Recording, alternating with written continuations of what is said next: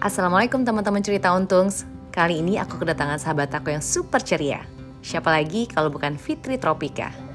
Ya, di balik keceriaannya, ternyata Fitrop juga sempat mengalami berbagai ujian yang luar biasa. Dari penyakit TB kelenjar, PCOS, dan tentunya perjuangan untuk memiliki anak. Lantas, gimana ya perjuangan Fitrop menghadapi semuanya? Nah, penasaran bagaimana cerita selengkapnya?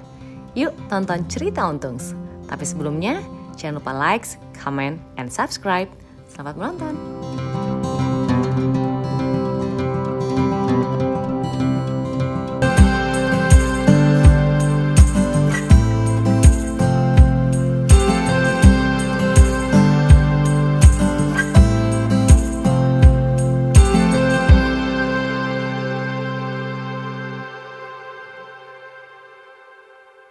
Jadi suami aku tuh punya adik. Nah, dia tuh waktu melahirkan terus kayak ternyata enak ya ada anak kecil di rumah. Jadi rumah berasa hidup gitu. Kayak udahlah mungkin nikmatin pacaran, tapi ternyata pas ada sosok Thohir gitu ngerasa kayak wah kayaknya emang udah siap gitu.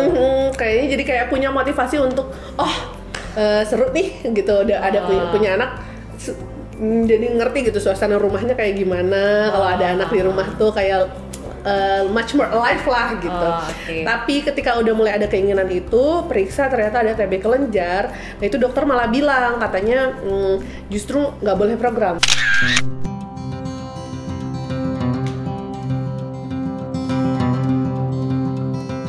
Ingat nggak yang Ustadz Adi tuh cerita tentang anak-anak penghafal Al-Quran yang dikasih mahkota terus kayak bisa ngebanggain orang tuanya, terus kayak dalam hati aja, ya Allah pengen, ya Allah semoga bisa dikasih anak yang bisa hafal Al-Quran ya. Alhamdulillah akhirnya aku bisa berkunjung ke rumah sahabatku setelah sekian lama, sekian purnama. Akhirnya kalau nggak dipaksa nggak datang, akhirnya datang juga. Alhamdulillah bisa main kesini ya. Kita udah bareng sama Fitri Tropika. Ini kita belakang nanti abis ngobrol ada musiknya nggak nih? Oh itu kan ada Fit, tapi ini kita flashback sebentar ya. Ini kan nama kamu nama panggung ya, Fitri Tropika. Mungkin bukannya Putri, Putri Panggung. Nah kan kita selama ini taunya Fitri Tropika, Fitrop. Nah itu sebenarnya dari awal nama Fitrop itu tuh siapa sih yang bikin? Enggak, jadi itu tuh sebenarnya gini, dulu itu aku tuh kan siaran. Siaran itu hari Minggu konsepnya tuh tentang nuansa hutan, Mimi.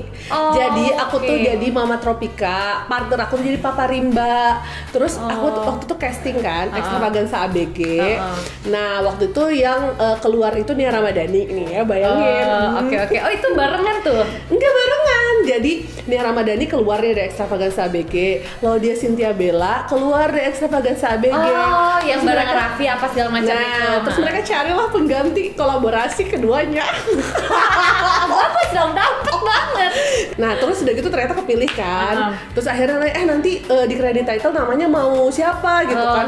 Ya Fitri Rahmawati kayaknya mungkin menurut mereka agak kurang komersil kali ya. KTP banget lagi. KTP banget gitu. Ya. Terus udah gitu jadi dulu tuh ada FD namanya Mas Idvi. Dia bilang udahlah Fitri Tropika aja tuh kayak di siaran. Oh, dia mau udah dengerin kamu siaran. Kan dia senior aku di radio. Dia senior aku di Radio Ardan, tapi dia jadi FD waktu itu. Terus udah gitu dan dia juga yang ngasih tahu casting itu. Nah, jadi itu benar-benar sebenarnya kamu masih stay di Bandung banget dong? Masih, terus spontan aja tiba-tiba nama aku di credit title Fitri Tropika. Oke, kenapa enggak Fitri Anastasia, Fitri Tatiana, Fitri Olivia, apa gitu ya? Tapi eye catching banget gitu ya istilahnya. Maksudnya bukan eye catching ya. Ear catching. Kan kalau itu ya, kalau air mata. Kalau ini ear catching jadinya ya. Harus selalu ada sih conversation seperti ini sih kalau sama Mimi. Nah makanya jadi kan, tapi nama Fitrop itu malah alhamdulillah membawa kesuksesan kamu juga gitu loh. Sampai sekarang orang taunya tuh Fitrop. Jadi saya emang semua siapa sih nggak tahu sama Mimi. Apa? Mimi nggak mau gitu waktu dulu nggak kepikiran nikahnya cari yang namanya siapa? Stephen atau maunya Rodriguez. Jadi Venita Rodriguez. Venita. Untung gue gini, Venita-nya Ari itu males banget ya. Secara enggak, gue juga sama. Kalau itu kan nama aku Venita Jayanti ya, Jayanti. Masih mending. Sejahtera, bengkel sama bengkel. Enggak, tapi kan sama-sama model, Kimi Jayanti, Venita Oh iya, Jayanti. ya itu makanya untung ada si Kimi, jadi gue jadi bangga. Oh iya, Venita Jayanti bagus. Udah ganti aja lah, Venita Jayanti aja lah. Ya udahlah, ya udah dapetnya begitu. Udah takdirnya ya, takdir. Cuma ya orang-orang masih kan, kenapa sih harus pakai nama suami? Kan kita emang nggak boleh kan, harus mazhabnya harus ikutin nama orang tua kan. Oh kalau aku sih lebih ke ngelihat bentukan Mas Arinya aja sih. Jadi ya udahlah ya gitu ya. Ya makanya jadi sampai sekarang aku Venita Ari. Orang kan nggak boleh meletakkan nama suami di belakang nama itu. Aku bilang, ya, gue sih nggak niatan itu, tapi emang terjadi begitu aja gitu kan. Jadi orangnya kenal gitu. Berarti di awal itu pertama kali kamu terjun entertainment tuh sebenarnya di itu ya, di si Extravaganza ABG. Awalnya iya aku pernah main film tahu. Film apa? Ini nggak tahu. Sebelum aku terjun ke Extravaganza ABG, ini nggak ada yang tahu aku pernah main film. Wah ini baru nih dikit. Kalian search film Garasi. Band Garasi Band yang si Peggy kan? Iya. Aku nonton. Lah, iya aku main di situ. Jadi apa? Jadi penonton. Jadi aku waktu itu kan masih siaran. Terus udah gitu, ini nih film kita bantuin apa jadi kayak cameo syuting film Garasi Band gitu kan. Udah terus udah gitu syuting. Ya udah ceritanya jadi penontonnya di depan tepuk tangan yang bersemangat. Wow, gitu paling depan. Terus oke, ekspresi gue harus ekspresi orang yang lagi kagum nonton band favorit gue gitu. Udah tepuk tangan gitu. Filmnya tayang, tangan aku yang mana ya? Kamu kelihatan gak? Nanti kita liatin lagi ya. Jadi kalau misalnya ada pas Garasi Bandnya lagi manggung, kita lihat zoom, kita stopin dulu, kita pause, kita zoom. Aku penonton yang ketiga dari depan, di sebelahnya mas-mas yang baju belang-belang. Nah kalau kalian lihat ada tepuk tangan, tangannya belang-belang, itu tangan sebelahnya tangan aku. Apalinnya ada tai lalatnya di sini. Terus ya Allah, ternyata ya Fitrop tuh udah main film. Iya, gila, aku tuh bener-bener kayak kualitas acting aku tuh dipertaruhkan banget di situ. Itu kayaknya jadi titik awal aku deh di dunia entertainment. Jadi dari situ udah mulai langsung aku yakin aku bisa gitu. Talenta aku kayaknya di acting deh. Aku ngerasa langsung aku punya bakat di sini. Iya sih. Karena aku ngeliat ekspresi aku tuh di situ dapat banget gitu. Ekspresi keringetannya, capeknya gitu, kayak ekspresi seorang grupis yang kagum sama satu band gitu. Wah, yang bener-bener ya. Aku ngerasa aku dapat banget sih di situ. Keren. Itu kamu lewat casting berapa kali tuh? Itu tuh kayak ditolak berapa kali, terus aku maksa, terus akhirnya aku tetap jadi udah jadi penonton di casting pula. Enggak, itu waktu tuh justru ngebantuin doang. Tapi kayak pertama kali ketemu Fedi Nuril, ya ampun artis. Tapi akhirnya kamu ketemu Fedi, kamu bilang nggak? Belum pernah. Belum. Ya enggak juga lah, ngapain juga ya, tiba-tiba ada penonton. Aku juga gitu. Dulu tuh aku syuting sama Dewa. Jadi kan kalau misalnya dulu tuh ada iklan rokok. Kan iklan rokok kan. Tapi kan kalau iklan skupnya kecil, Mi. Kalau ini di antara sekian ribuan penonton, terus aku inget aku nggak Kak Fedi. Mana ya? Nggak sama itu juga. Udah syutingnya di Gunung Bromo, udah pakai helikopter segala macam. Pas tayang mana gue-nya nggak ada. Ya ampun, nasib kita sama. Semuanya pasti pernah melalui hal itu semua. Oke. Oh berarti akhirnya tuh Extravaganza ABG lah ya. Terus dari situ mulai suka dibantuin sama Kak Indra Bekti tuh waktu tuh diusulin buat jadi penggantinya almarhum Olga tuh. Dulu kalau misalkan almarhum Olga lagi nggak bisa, Diana dalam berita. Iya benar-benar Ceriwis. Terus udah gitu dari situ baru mulai Missing Lyrics. Oh iya, Missing Lyrics setiap hari ya sama Irgi ya. Sama Irgi. Masya Allah. Tapi emang perjalanan kamu tuh istilahnya tuh bener-bener alhamdulillah lancar-lancar aja gitu ya, nggak ada ya. Ya dong, kamu masuk, tapi bener deh, pas kamu masuk, ingat banget aku kan waktu itu masih insert tuh. Pas kamu Extravaganza ABG nah, aku pengen masuk insert. Aku pengen masuk insert, tapi kayaknya nggak cocok. Nggak masuk, nggak bisa jogetnya. Nggak, ya Allah, kenapa tuh kalau orang yang di situ hostnya pasti jogetnya. Mas skill kita nggak dihargain gitu. Itu membekas banget ya, tapi ada juga Mimi ada aku waktu itu ngambil mobil Picanto. Mikir kan dulu setiap pulang pergi dari Bandung Jakarta kan naik travel. Kamu belum ngekos atau apa tuh? Belum pindah. Belum, waktu itu awal-awal. Terus udah gitu, udah nyicil mobil Picanto. Tuh, ya udah deh istihoroh aku. Ya Allah, biar seenggaknya uang aku tuh nggak habis cuma buat bayar travel, tapi seenggaknya aku punya barang gitu. Udah aku istihoroh, ajuin tuh dulu tuh masih ngelising gitu. Terus udah gitu, udah di approve. Ya Allah, ini jawaban istihoroh aku, alhamdulillah, berarti emang boleh. Terus aku syuting, iya itu dia tadi episode terakhir kita. Ya Allah. Itu sebenarnya Allah tuh sayang sama kamu. Emang nggak boleh sebenarnya. Tapi aku pikir, ya Allah gimana ini aku bayarnya kok, kalau emang nggak boleh kenapa di approve gitu kan. Terus udah gitu udah bingung nih mobil mau dipakai kemana. Aku mau dipakai di Cimahi doang, mau ngapain pakai mobil gitu. Terus tapi alhamdulillahnya pas begitu di approve tuh kan ada waktu sampai mobilnya datang tuh. Pas mobilnya datang, kita dapat tawaran ada syuting lagi minggu depannya. Jadi persis di hari yang sama. Tapi ya Allah, berarti pelajaran juga kalau bisa emang cash aja. Iya benar-benar. Mas sebenarnya kita tuh udah dikasih waktu sama Allah. Ketika kita lagi begitu dikasih ganti lagi yang lebih baik lagi, insya Allah. Dan kalau sekarang sih semakin belajar kayak ya Allah, harusnya nggak boleh gitu-gitu ya. Dulu kan proses, benar-benar. Nah terus kan kamu berarti berapa tahun sih udah karir tuh sampai sekarang?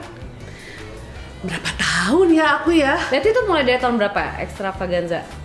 Aku tuh kan lulus tuh 2005, berarti aku kuliah tuh 2006-2007 lah ya. Lumayan ya Nia? Lumayan lama juga, berarti udah aku nggak go internasional, 13 tahun. Abis mau nikah enggak? dia lebih lama bu. Oh iya benar. Dia dari kecil banget. Jadi wajar lah dia udah go internasional, international gitu. Nah terus akhirnya kan setelah lika-liku asmara gitu ya, aku ingat banget tuh zaman itu si Araf ya India sih, tapi kan dulu ya dulu. Aku kan asli di bawah, untuk toge di bawah ya. Oh iya, sebelum akhirnya aku ketemu sama cinta sejati aku. Terus akhirnya kamu ketemu toge itu sebenarnya di mana? Awalnya toge itu adalah orang yang aku takutin. Hah, kok bisa? Aku jadi kan aku tuh ada ada temen SMA aku, terus dia punya ada geng Malaysia gitu, karena kan pada kuliahnya di Malaysia kan. Terus selalu diceritain betapa dia itu gimana sih, kan orangnya jahil gitu. Cuman kayak gue kayak kalau ketemu sama orang ini gue bakal dibully abis-abisan deh gitu. Bakal tipenya bisa gini loh Mi gitu. Misalkan sepupu aku lagi nyuci piring, dia tempelin kunci. Sorry, gue kira Avanza, terus pergi. Bisa yang gitu loh Mi, yang nggak bikin sakit hati gitu ya, nggak mikir kayak aduh pengen ketemu banget tuh karena dia begini, bukan karena ini malah takut. Gue kalau ketemu bakal tipe yang bakal jadi bahan bulian dia gitu. Terus sampai ngomong gini, pokoknya kalau kalian ngumpul jangan sampai ada atau gitu, gue takut gitu. Sampai akhirnya suatu hari ketemu, terus kayak dari awalnya takut ketemu sampai akhirnya di titik yang takut untuk kehilangan dia.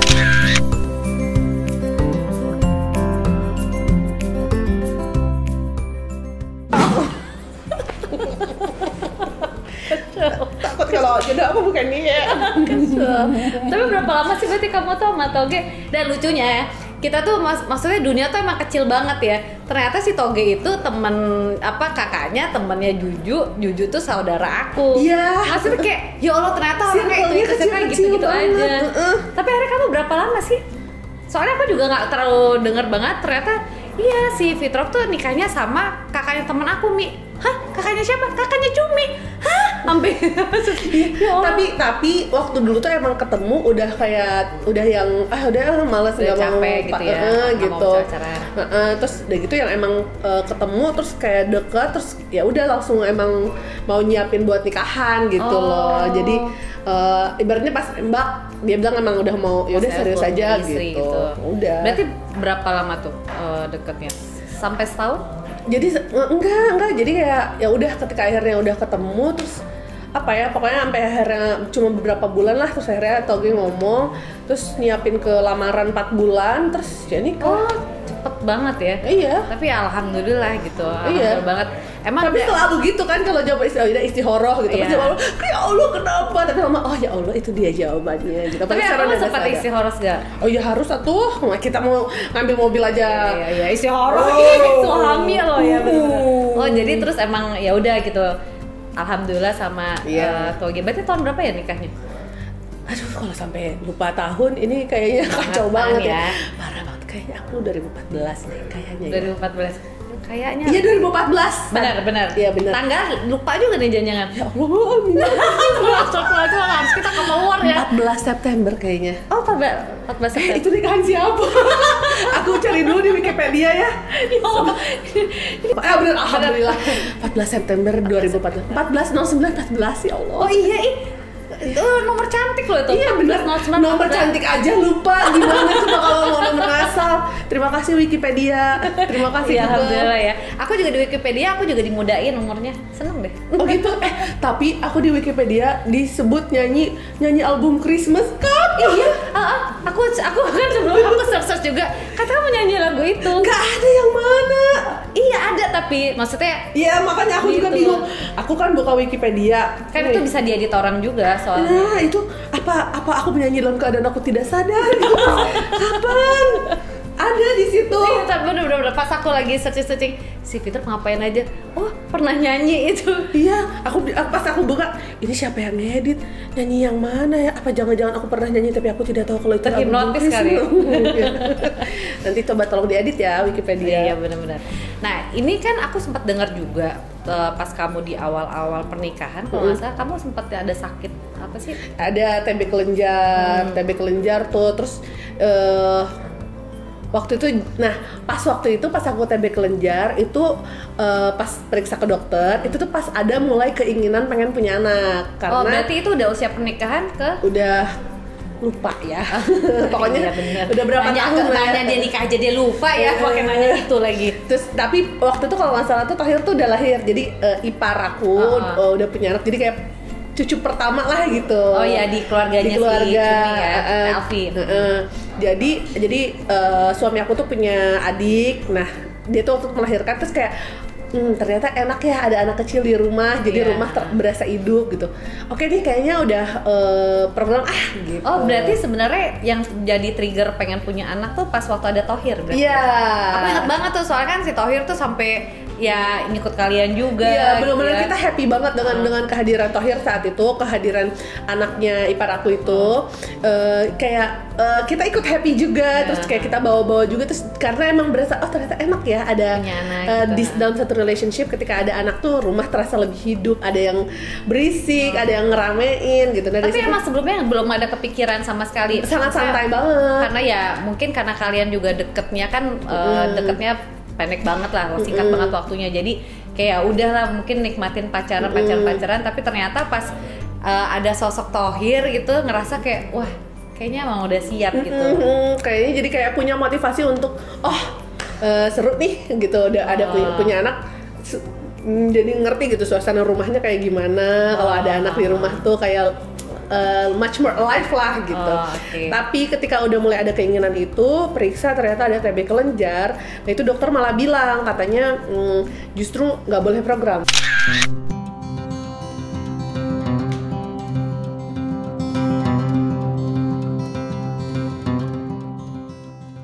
Karena takutnya ketika kalau misalkan aku program terus udah gitu ternyata jadi nah si obat TB kelenjar itu kalau misalnya harus diminum 9 bulan dan itu obatnya keras banget dan nggak boleh skip sama sekali. Jadi kalau misalkan kayak aku udah 3 bulan nih 3 bulan minum rutin dan obatnya segede-gede gini terus tiba-tiba aku skip sehari itu ulang lagi programnya dari nol. Jadi benar-benar harus diminum setiap hari di jam yang sama. Nanti kalau udah 9 bulan dicek lagi darahnya tuh masih ada atau enggak. Tapi ada gejala apa gitu nggak sih awalnya? Lemes. Jadi karena aku kenanya bukan di paru-paru, aku di kelenjar getah bening. Jadi benar-benar yang cepat banget lemes. Jadi waktu itu awalnya yang berasa ada benjolan. Terus apa nih gitu? Kok kayaknya makin lama makin gede. Dicek takutnya apa kan? Sempet MRI apa segala macam gitu. Terus udah gitu ternyata alhamdulillahnya bukan apa-apa, tapi si TB ini gitu. Cuman yang kerasa itu ininya kan sebenarnya pegel. Kalau pegel sih nggak masalah, tapi yang kerasa tuh stamina bener-bener drop ya, suka cepet drop gitu. Oh drop banget, bisa yang gini nih, aku habis nge-gym, ketemu sama teman-teman, nongkrong di kafe, saking lemesnya aku tidur. Bisa sampai yang kayak orang ngobrol terus yang benar-benar nggak tahan pengen pulang kayak blok gitu. Bisa kamu mikirnya karena ya udah karena capek aja gitu ya? Sampai akhirnya kayak begitu sudah mulai muncul benjolan, oh ini ada sesuatu. Nah ternyata dari situ bisa ketahuan juga kayak penyebabnya dari situ gitu. Dan pas begitu tahu agak ada heartbreak juga sih pas ketika motivasi itu. Ya udah muncul. Terus tiba-tiba nggak boleh dan jangka waktu minum obatnya juga panjang kan.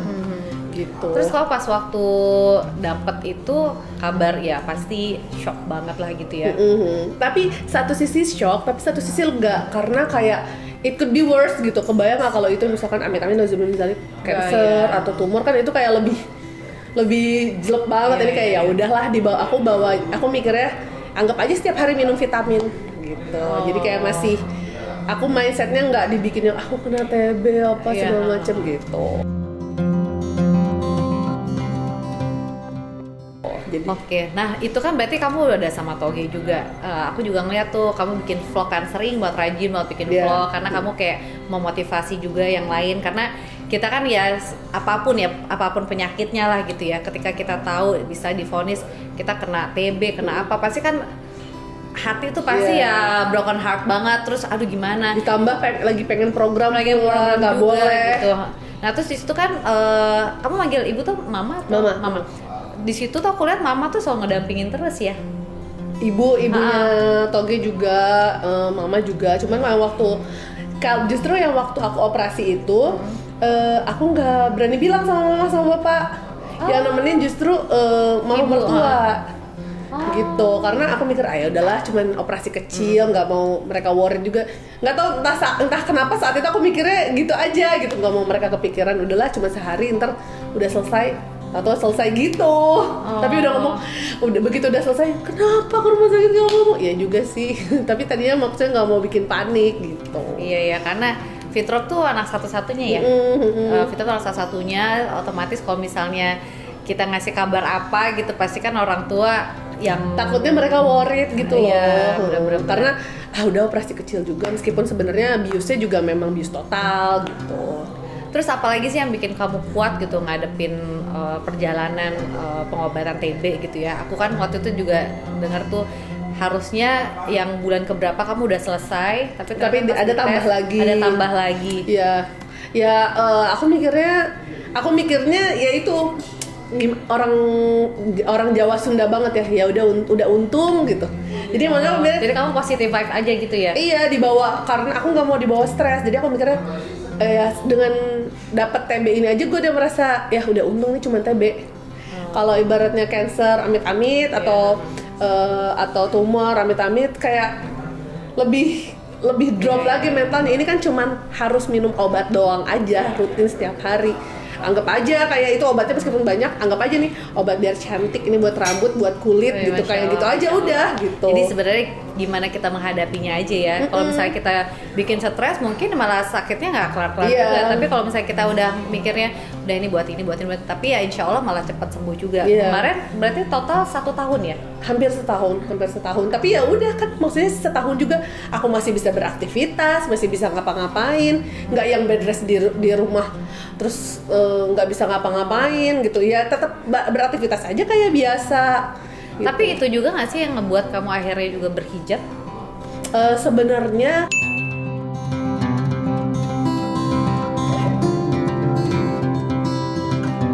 kalau berhijab tuh udah lama ada kepengennya, tapi gimana sih, takut maju mundur sampai di titik tuh kayak udah yang sering mimpi. Terus, apa? Aduh, apa ya mimpinya? Jadi kan kalau awalnya tuh gara-gara ini, kalau dulu mikirnya gini, kalau misalkan dulu orang ngaji itu kan cuma baca doang tuh, bacaannya doang gitu. Tapi kan suka mikir, kadang kita kayak meskipun berbeda ya, dua hal yang berbeda. Kalau kita nyanyiin lagu luar negeri gitu, ketika kita cuma sekedar nyanyiin doang sama ketika kita tahu itu artinya apa, kan kayak beda feel-nya. Gitu. Terus dari itu kayak tiba-tiba pikir, aku dari kecil ngaji tapi kok jarang baca artinya. Gitu. Terus kayak coba mulai baca, terus kayak mulai ada beberapa yang ayat-ayat yang mengenai hijab tuh kayak kalau kayak gitu-gitu kan kayak terus kita kayak skip dulu deh gitu.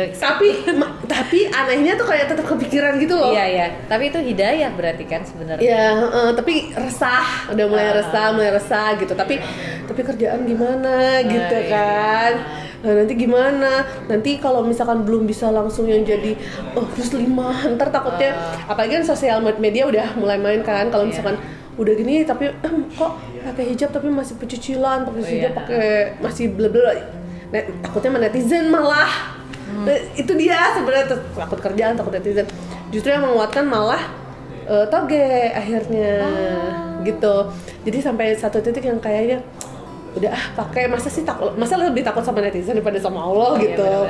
Kayak gitu. Terus akhirnya ya udah deh memutuskan. Terus akhirnya toge bilang gini, tapi aku takut gimana ya? Ya udah nggak usah takut, apapun yang terjadi kita hadapin sama-sama.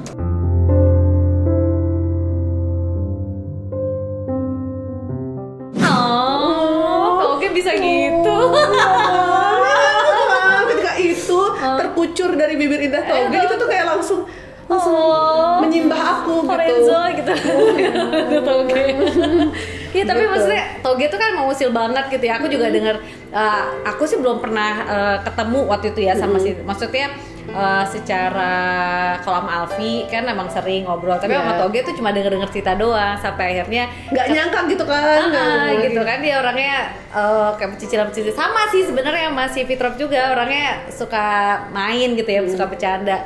Tapi ternyata keluar itu dari itu yang berarti nguatin kamu juga. Iya banget karena kan ya ibaratnya aku hidup bukan ibaratnya yang aku hidup, aku sakit, aku sehat, aku ya, mati pasti ya gitu ya. Pasti yang orang di sisi aku support kan system ya, orang-orang. Iya orang di sisi aku yang ibaratnya yang paling dekat ya toge. Netizen kalau aku sakit mereka bakal peduli atau enggak. Kita sakit aja pencitraan ya, tetap aja salah lagi gitu. Padahal ya. udah batuk berdarah. Tetap ya ada yang salah. Berarti itu tuh setelah pengobatan TB itu ya? Udah itu kayak udah lewat agak lama sih dari TB itu. Tapi emang udah resah gitu, udah ada keinginan itu udah ada gitu. Soalnya seneng banget gitu pas waktu Fitrop waktu itu sempet nanya, aku duluan ya, aku apa kamu duluan yang pakai ya? Mimi dulu kan aku nanya-nanya. Iya makanya pas waktu itu Fitrop tuh nanya-nanya, kamu nanya ciput, nanya apa gitu kan. Itu kayak seneng banget karena kayak kalau udah mulai nanya gitu kan berarti udah ada pertanda ke arah situ kan. Dan pas Fitrop pakai tuh rasanya kayak aduh seneng banget, terus punya teman lagi. Ada teman kajian bareng. Iya. Tambah waktu itu kan kita lagi angkat-angkatnya banget tuh kajian musyawarah, kita terus kan offline. Kebayang gini, maksudnya jujur ya gitu, namanya orang kan kebayang kajian isinya ada artis-artis gini, ntar takutnya kayak pasti di mindsetnya ini mah kumpul-kumpul sosialita lah apa bla bla bla bla gitu. Jadi kan kalau sendiri pasti agak jiper lah gitu. Tapi pas ada temennya dan ternyata benar-benar di luar bayangan kita banget, benar-benar yang semuanya very welcome, terus kayak dan ngerangkul banget ya, terus nggak ada yang santai banget, dan nggak menggurui gitu ya, sama sekali. Maksudnya mereka kan istilah senior dalam perhijaban lah gitu ya, sangat santai banget. Kan kita ngeri nih ya, secara kita kan masih cekek leher lah, apalah istilah kata itu kan, sangat santai mereka aja. Santai banget bener. Yang pakai niqab, yang ibaratnya masih cekek leher, ada yang ibaratnya baru ngejul sedikit, ada yang udah kayak ya udah semua orang ada prosesnya masing-masing, nggak ada yang anak baru. Coba di pikiran kita ada nggak sih? Aku sempat kayak, aduh ngeri banget nih ntar kalau misalnya ntar diliatin dari atas sampai bawah. Iya ada kayak gitu. Tapi ternyata sama sekali enggak.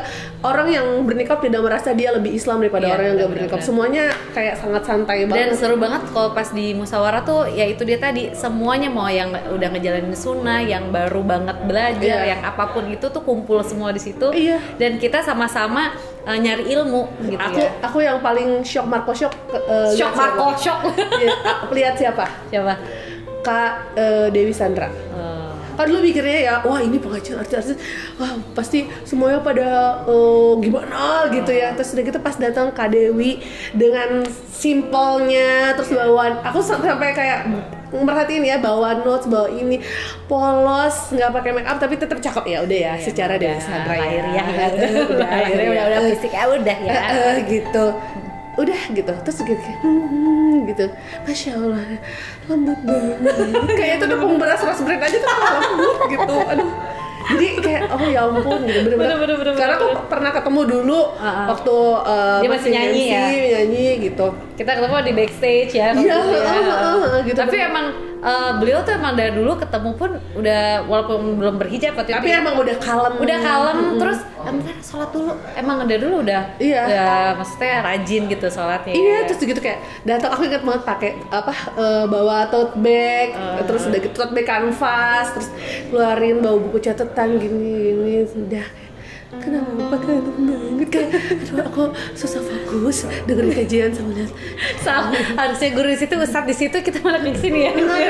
Ya ampun, aduh Masya Allah banget, bener-bener orang yang kita bisa lihat ilmu yang diserap itu bener-bener diaplikasikan gitu loh, ya nggak sih gitu. Aduh, dan itu pun jadi motivasi kita juga nggak sih, karena ngelihat kayak misalnya yang teman-teman kita di situ udah belajarnya juga keren banget gitu kan, mereka selalu datang ke kajian, terus tambah lagi tutur katanya juga jadi kayak jadi kayak kita aduh bisa kali ini gini jadi ya alhamdulillah tuh emang pengaruhnya gede banget. Kayak misalnya lihat Shiren gitu, maksudnya bukannya apa, misalkan kita juga pernah misalkan ketemu sama selebgram yang ya misalkan inilah gitu, dengan level pencapaian gitu yang seperti apa gitu. Shirin dengan level pencapaian dia seperti apa di entertainment atau misalkan kayak di sosmed, tapi masih sangat santai aja gitu loh, bener-bener santai aja.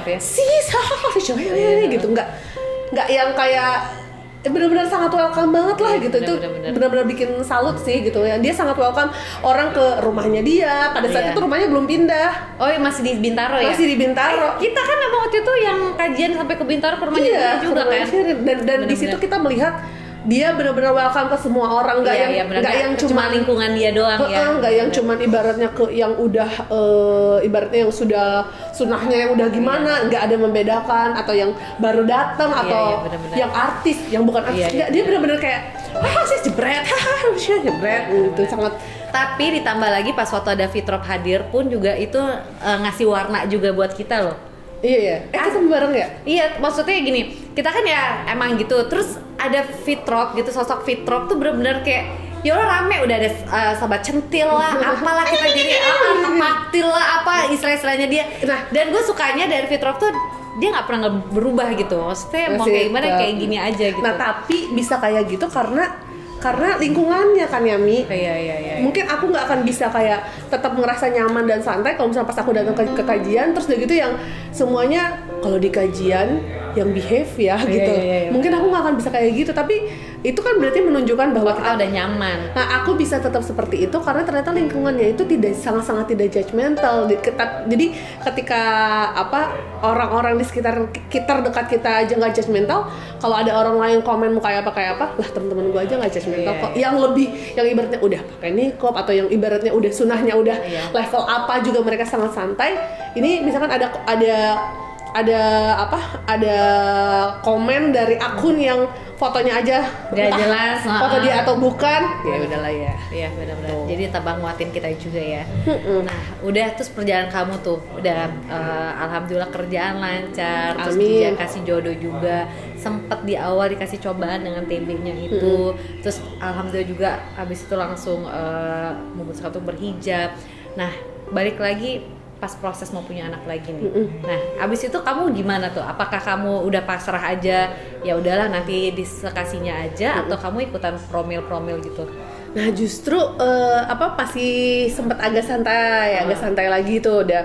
Terus aku lupa tuh ada lahir Tama atau enggak ya? Iya kayaknya. Belum kayaknya.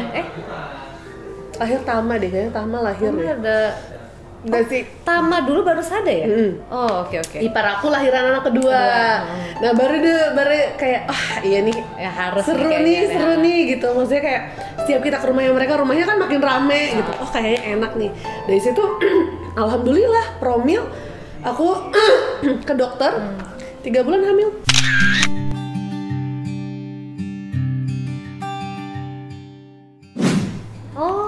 Yang kamu bilang di kajian tuh ingat banget tuh, Mi, aku positif. aduh itu aku.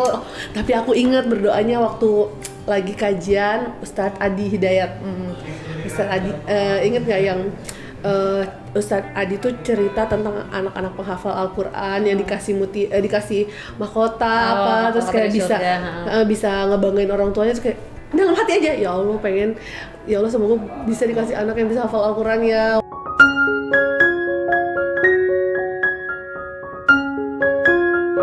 Allah gitu, udah cuman berdoa gitu aja, tapi berdoanya tuh kayak sampai pengen nangis.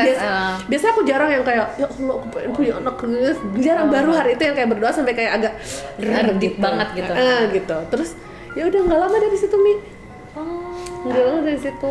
Waktu itu juga nggak usah Ustadz Adi atau Ustadz Hanan ya yang kamu bilang Mi aku positif. Ustadz gitu. Hanan. Ustadz Hanan ya. Ustadz Hanan. Itu pun aku yang dikasih tahu sama Karput. Jadi di saat itu, di momen itu aku tuh dua kebahagiaan yang aku dapetin. Pertama kamu bilang kamu positif, terus si Karput dia nikah gitu. Jadi kayak ya Allah seneng banget. Kok Karput nikah? Iya, Karput tuh nikah. Dia udah nikah duluan. Iya, tapi kan lahirnya duluan Sada apa Kalisa ya? Duluan Kalisa deh. Kayaknya beda hari kali Mi. Pokoknya tapi di kajian lah pokoknya. Jadi karena emang kayak ngobrolnya tuh kayak nggak sengaja gitu ngobrolnya. Aku positif. Udah ibu, saya gitu. Sama kayak si Karput juga. Iya, aku tuh udah nikah yuk. Gitu oh iya, Karput dulu kan yang Mimi ketemu di mall sama Karput kalau nggak salah. Iya pokoknya dia cerita di kajian lagi duduk nih lagi dengerin Ustadz. Ya emang gitu ya kalau cewek-cewek ya. Ustadz Mimi nggak dengerin Ustadz. Terus tiba-tiba ada kabar bahagia tuh kayak ya seneng aja gitu. Kita lagi nyari ilmu tuh dapat kabar bahagia lagi. Nah terus alhamdulillah gimana jadinya pas proses hamil juga, maksudnya yang bukan yang gampang juga lah ya. Udah berapa tahun akhirnya punya anak gitu. Terus akhirnya lahirlah Sada. Wah itu aku tuh sampai sering loh mimpi aku juga sering ngomong sama Toge. Aku tuh kalau mimpi buruk itu mimpinya aku waktu single. Jadi aku sering banget mimpi kayak gini. Balik ke masa aku masih single. Terus udah gitu kayak ya ampun nggak ada pacar apa gitu. Kayak zaman masih single gitu. Kayak enak banget ya nggak ada pacar, kok kayak ada yang kurang ya hidup gue gitu. Kerja terus udah gitu kerja nyampe rumah bengong.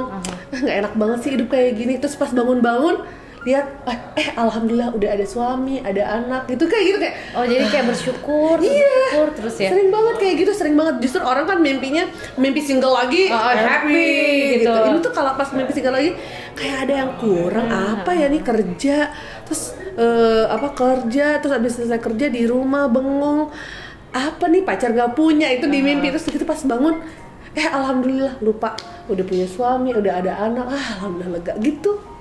Rasa bersyukur juga jadi lebih besar lagi ya. Terus ketika ada Sada gitu ya, aku juga lihat siapa sih yang nggak happy gitu ya ngelihat awalnya mungkin berduaan, pacaran doang berdua tiba-tiba ada sosok anak gitu yang hadir ikut membahagiain juga gitu. Pertama kali kamu tahu positif yang kamu kasih tahu siapa? Yang aku kasih tahu waktu itu kayaknya ya itu ipar aku itu. Oh si Alfi malah? Iya, karena kan waktu kalau kayak mama sama bapak gimana? Justru belakang, karena waktu itu aku kayak aku kan ya alhamdulillahnya aku sama ipar aku tuh kayak gimana sih, kayak jadi best friend gitu loh. Deket banget yang kalau curhat apa-apa tuh nyambung gitu loh. Kan kadang-kadang kita daripada sama orang tua kayak lebih nyambung sama best friend gitu loh gitu. Terus kan teman-teman aku pada di Bandung, jadi kalau curhat anak atau curhat apa tuh lebih banyak ke Alfi gitu. Jadi kayak waktu itu hasil labnya keluar, sis ini aku positif gak sih gini-gini, jadi kayak nanya gitu. Terus akhirnya ya udah bahkan ngasih tahu Toge kalau aku hamil di rumahnya Alfi. Oh, jadi surprise-nya juga di rumahnya Alfi. Nah, tapi aku dengar juga kamu sempat PCOS. Apa sih PCOS? Ya, PCOS. Jadi waktu aku mau program hamil itu ketahuan kalau ternyata yang membuat aku nggak hamil sampai 5 tahun itu adalah PCOS. Itu namanya polycystic ovary syndrome. Jadi sel telurnya kecil-kecil dan itu tuh gejalanya mensnya nggak teratur. Jadi bisa 4 bulan nggak dapet, bisa tiba-tiba sebulan dapetnya 2 kali, terus bisa tiba-tiba bisa setahun nggak dapet gitu. Nah jadi makanya buat kita yang PCOS ketika ada mens telat tuh nggak yang udah biasa udah gitu biasa, ya? nggak ada rasa apakah jangan-jangan aku hamil, nggak bisa GR gitu. Jadi kayak udah biasa aja, bisa yang sebulan puasa full penuh bisa. Gitu, sampai akhirnya aku ke dokter Tommy di RSCM Kencana. Nah, dia kan memang khusus endokrinologi apalah aku ya itulah pokoknya ahlinya tuh pokoknya dia khusus untuk spesifik ini. Itulah gitu, spesifik hormon gitu-gitu, dan ketahuan lah bahwa ternyata penyebab aku sulit hamil itu karena si PCOS itu, dan itu penyebabnya karena aku turunan dari mama. Jadinya ya udah langsung ketahuan semua sumbernya kenapa gitu ya. Akhirnya waktu itu aku pokoknya pokoknya sebulan pertama itu dikasih obat biar mens di tanggal yang tepat. Terus di hari ketiga mens aku dikasih obat penguat. Bulan pertama belum berhasil. Bulan kedua dikasih obat biar mens di tanggal yang tepat. Terus di hari ketiga dikasih obat penguat kandungan, sel telur penguat gitu. Terus udah gitu disuntik, sel telurnya tuh disuntik biar lebih besar atau apa ya gitu. Belum berhasil, di bulan yang ketiga baru berhasil.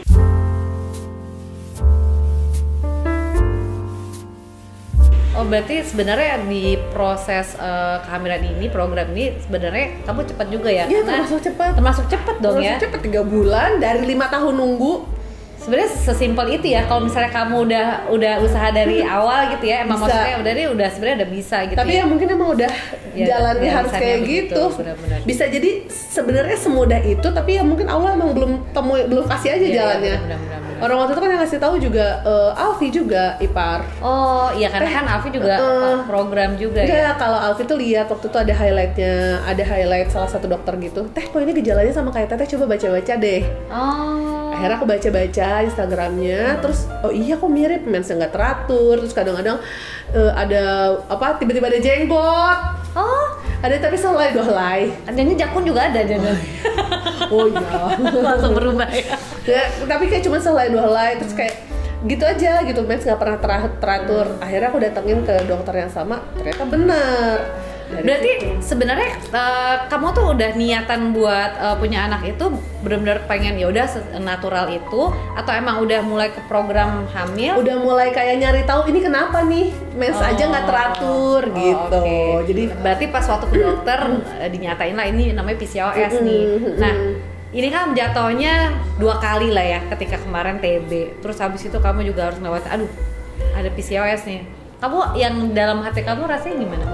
Justru pas PCOS tuh malah jadi lega, karena ketahuan. Ini emang positif vibe banget sih ya, positif thinking. Di bawah ini ya. Soalnya ini tuh dari SMA aku tuh kayak bertanya-tanya, ini apa sih, kenapa mens? Jadi aku tuh udah beberapa kali ke Objin.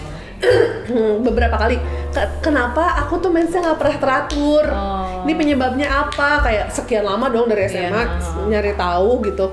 Terus kok setiap kali ke Objin dibilang dicek nggak ada miom kok, nggak ada benjolan, selalu ngarahnya ke situ ya. Iya normal gitu, nggak ada miom, nggak ada benjolan, normal. Aku udah berapa kali gitu ke 2 apa 3 dokter gitu, sampai akhirnya ternyata harus ke subspesialis endokrinologi. Gitu. Nah, dokter Tommy aku ini tuh dia memang subspesialis endokrinologi yang khusus fokus ke hormon. Jadi dari situlah ketahuannya. Jadi ketika jadi Objin itu ternyata ada subspesialis lagi. Nah itu deh, kalau kita kan nggak ngerti, apalagi kalau belum nikah. Belum nikah atau kita mau datang ke dokter kandungan aja kayak ngeri-ngeri, ntar sangka hamil. Iya kan, mikirnya udah gitu. Tapi itu penting banget, jadi pengetahuan buat kita semua juga nih. Jadi yang mungkin sekarang udah mulai ngerasa, aduh kok kayaknya agak bermasalah nih, hormonnya kok nggak teratur, terus udah mulai kayak kadang mens beberapa bulan itu mendingan harus diperiksa dulu aja. Tapi periksanya nggak bisa hanya ke Objin aja. Jadi harus cari namanya subspesialis endokrinologi. Gitu. Di situ biar jangan sampai kayak aku beberapa kali ke Objin nggak mendapatkan jawabannya gitu loh, karena mereka mungkin fokus di ada penyakit atau enggak. Tapi ketika kita udah ngomongin masalah hormon, kita datangnya ke ahli hormon, ketemu jawabannya gitu. Nah terus alhamdulillah nih akhirnya ada Sada gitu ya, bener-bener yang warnain hidup banget gitu ya. Kita juga kayak ikut jadi saksi juga nih, karena senangnya dengan adanya sosial media tuh kita kayak Sada udah segini, udah kayak happy ngikutin banget perkembangannya dia gitu. Nah terus ini juga kita dapat kabar yang menghebohkan juga gitu kan, kabar yang menyenangkan, membahagiakan, dan dia memang selalu unik gitu loh, ngasih share berita tuh nggak cuma sekedar oke, gue hamil, gue, tapi pakai LED itu niat banget. Itu gimana? Ya Allah, itu sih keren banget. Asli. Ide aja, karena kan mikirnya gini, aku mikirnya kalau yang pertama tuh kan dibawa moodnya tuh sendu gitu, karena kan kayak penantian udah gitu nunggu ya. lama akhirnya ada. Nah aku mikir aku pengen bikin satu announcement yang mana di situ tuh Sada dilibatkan.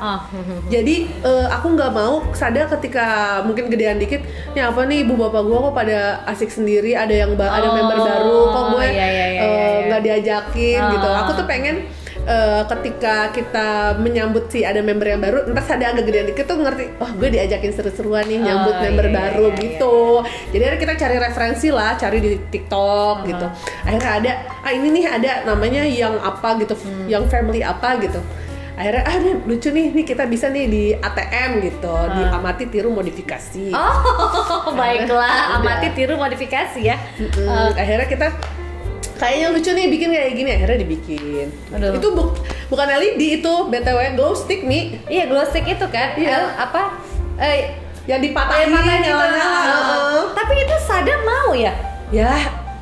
Ya emaknya kayak gitu ya. Pakai es krim nih. Oh, ada ininya juga ya, umpannya ya.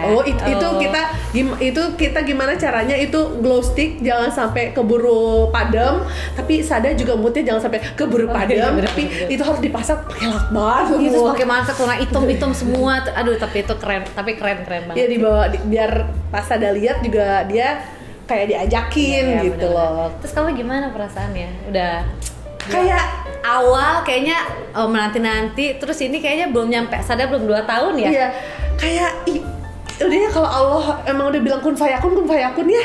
Gitu dulu, maksudnya secara logika dulu tuh aku nunggu 5 tahun untuk bisa dapat Sada. Ini tuh tadi aku rencananya pengen begitu Sada 2 tahun, aku mau balik lagi ke dokter dokter Tommy itu. Emang udah niat juga mau program. Karena pengennya nggak mau keburu nanti ada anak laginya keburu kejauhan, keburu lupa megang bayi gitu loh. Terus kan secara usia juga kalau terlalu ibaratnya kalau usianya udah terlalu tua juga nggak hamilnya repot. Udah akhirnya rencananya Januari nih mau balik lagi ke dokter Tommy. Ternyata alhamdulillah Agustus. Masya Allah. Itu kamu taunya gimana? Emang ke dokter lagi? Aku seuzon COVID. Oh, emang bawaannya gerges-gerges gitu? Iya. Jadi awalnya gini, aku vaksin yang pertama, terus udah gitu vaksin pertama tuh langsung makan kan, udah vaksin katanya biar nggak ada gejala apa-apa, aman tuh. Terus udah gitu pas pas Agustus gitu, Juli apa Agustus ya, aku tuh vaksin yang kedua. Udah selesai vaksin makan, tapi kok kayaknya ngantuk, terus udah gitu kayak anget-anget gerges gitu. Udah, dan kok anget-anget gergesnya gak hilang-hilang sampai 2 minggu. Oh, awalnya mungkin efek vaksin kali ya. Aku tuh gitu, karena aneh perasaan yang vaksin pertama abis vaksin makan aman gitu. Kok yang ini kayak gergesnya gak hilang-hilang 2 minggu. Sampai aku waktu itu syuting seharian. Terus udah gitu selesai syuting di mobil aku makan. Terus aku curhat sama saudaraku, Mal kenapa ya biasanya abis makan malah mual gitu. Ya mungkin ini kali teh lambung gitu. Jadi kayak kelamaan kosong, kelamaan kosong diisi jadi mual. Gak gue banget gitu, mual abis diisi itu nggak pernah gitu. Yang ada nambah ya, kalau kosong kalau kosong tuh harusnya aku berstamina, nggak ada dari kosong diisi jadi mual. Terus mual, ngantuk kan, gerengges, kok kayaknya kayak waktu dulu hamil Sada. Akhirnya aku pulang di rumah tes swab dan Oh, udah ternyata gitu. Alhamdulillah ya, emang kalau Allah berkehendak tuh benar kun fayakun gitu. Mau kita usaha kayak apa, kalau misalnya Allah belum kasih izin gitu ya nggak akan didapat gitu. Tapi ketika Allah memang udah kasih, udah waktunya, udah. Iya. Mau kita ikhtiar kayak apa, Allah udah ngasih saatnya ini, ya udah alhamdulillah, malah nggak nyampe 2 tahun Sada ternyata udah dikasih lagi. Nah sekarang Sada udah mau jadi kakak, ada nggak sih harapan dari Fitri sendiri ke depannya? Mungkin pengen apa lagi yang sampai sekarang mungkin belum tercapai, atau ada yang pengen diimpikan gitu bareng sama Sada dan juga si new baby nih bentar lagi. Apa sih, aku anaknya emang nggak terlalu visioner ya, jadi kayak jarang bikin visi misi nanti aku pengen apa, kayak ya udahlah gitu, lagi dinikmatin aja semuanya. Mudah-mudahan harapannya Sada, terus udah gitu adiknya Sada bisa jadi anak yang solehah aja, bisa jadi anak yang berprestasi. Mudah-mudahan sih ya pengennya kalau bisa hafal Al-Quran, tapi ya nggak mau pressure ke mereka juga lah, tapi ya mudah-mudahan Allah kasih jalan gitu. Insyaallah. Makasih banyak ya. Sama-sama Mimi, kita ngobrol akhirnya sama aku. Thank you, itu dia obrolan kita bareng sama Fitrop, seru banget. Emang selalu kalau sama dia tuh selalu ada aja cerita-ceritanya ya. Nggak tahu juga kan kalau ngobrol sama Mimi selalu aja ada aja. Sehat-sehat ya. Ya sama-sama Mimi, makasih udah dateng. Sukses terus buat podcastnya. Amin, makasih.